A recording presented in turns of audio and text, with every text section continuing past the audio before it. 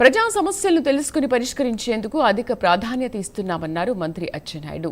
కోటబొమ్మాళి పంచాయతీ రెడ్డిగ వీధిలో ప్రజా సమస్యల పరిష్కారానికి మాటామంతి కార్యక్రమం నిర్వహించారు.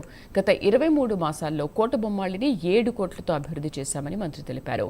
పంచాయతీలో అవసరమైన చోట డ్రైనేజీలు, సిమెంట్ రోడ్లు నిర్మాణం చేపట్టాలని అధికారులను ఆదేశించినట్లు చెప్పారు. తాగునీటి సమస్య పరిష్కరించేందుకు ఎన్నికల్లో ఇచ్చిన మాట ప్రకారం హీరా మండలం గొట్టా బ్యారేజీ నుండి కొత్తపేట కొండపైన మంచినీటి పథకం వరకు నీరు రప్పించి ప్రజల తాగునీటి సమస్యను పరిష్కరిస్తానని చెప్పారు.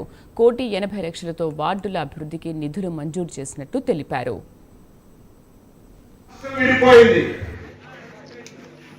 అటు తెలంగాణ, ఇటు ఆంధ్రప్రదేశ్.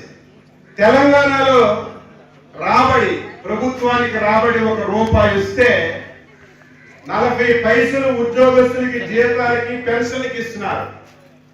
మిగతా 60 పైసలు ప్రజల గురించి, అభివృద్ధి గురించి ఖర్చు పెడుతున్నారు.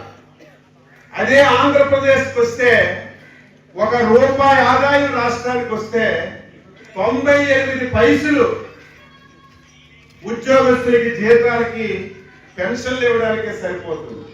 ఇంకా అభివృద్ధి ఏ విధంగా చేయాలి, సంక్షేమం ఏ విధంగా చేయాలి, చాలా కష్టమైనటువంటి పని. అయితే సమర్థవంతమైన నాయకుడు చంద్రబాబు నాయుడు గారు మన రాష్ట్రానికి ముఖ్యమంత్రిగా ఉండడం, కేంద్రంలో ఉన్నటువంటి మోడీ గారు సహకరించడం వల్ల మీరు నేను ఊహించిన విధంగా ఈ 23 మాసాల్లో అభివృద్ధి కార్యక్రమాలు చేసుకుంటూ వస్తున్నాం. ఇప్పుడిప్పుడే రాష్ట్రం నిలబడుతుంది, ఆర్థికంగా పుంజుకుంటుంది. రేపు భవిష్యత్తులో ఇంకా మంచి చేయడానికి అవకాశం ఉంటుంది. నేను ఎన్నికల్లో హామీ ఇచ్చాను. మంత్రి అయిన తర్వాత ఆర్డబ్ల్యూఎస్ అధికారులందరితో ఒక సమావేశం పెట్టి టెక్కలి నియోజకవర్గంలో ప్రతి ఇంటికి నీరు ఇవ్వాలి, ప్రతి ఊరిలో ఒక ట్యాంకు కట్టాలి. నీరు ఇవ్వాలంటే మీ వీధిలోనే ఒక బోరేసి ట్యాంకు కడితే 1 రోజు 2 రోజులు వస్తుంది. వేసవి వచ్చేసరికి మొత్తం బోర్లు నిండిపోతే ట్యాంకు లాగా కనిపిస్తుంది. ట్యాప్ వదిలితే గాలి వస్తుంది తప్ప